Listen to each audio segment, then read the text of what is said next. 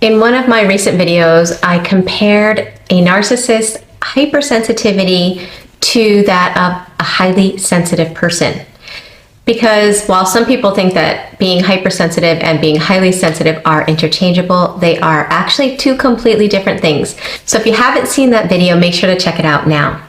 Today, I want to talk about how to be able to tell if you are a highly sensitive person.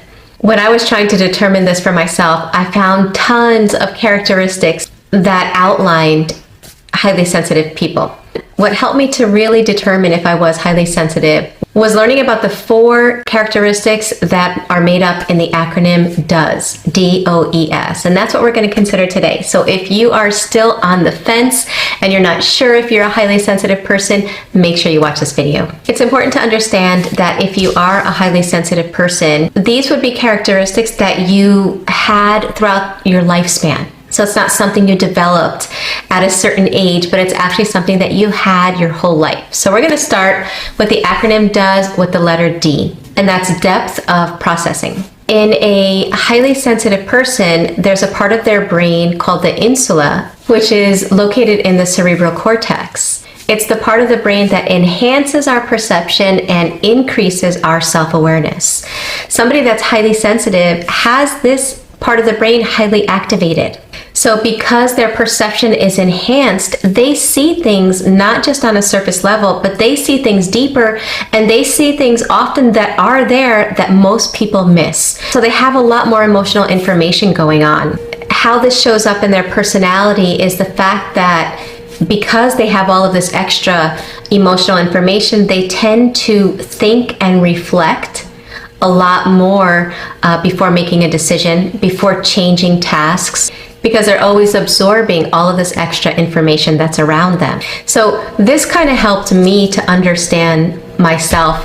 So when I was on the fence with, am I a highly sensitive person or not, I could see that I'm able to perceive things, I'm able to see things on a deeper level, I'm able to notice things that maybe some others don't notice, but I don't always pause and reflect between things. I usually am very quick to make decisions. I'm very quick to make changes.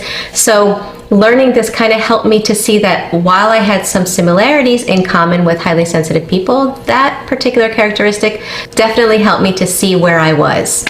Okay, moving on in the acronym to the O. O is overstimulation.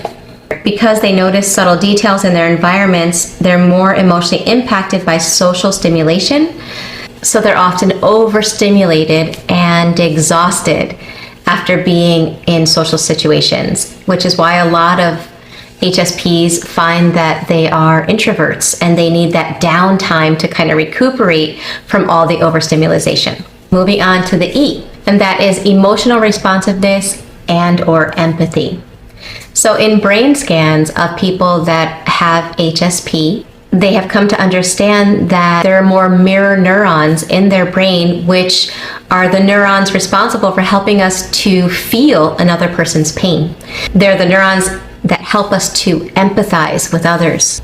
So this was the one that always was confusing to me because I feel that I am an empath, right? I can feel people's emotions. I can feel their energy, but and this is the interesting thing, while every HSP is an empath, not every empath is an HSP. So when I learned that as well, that kind of helped me in determining where I was.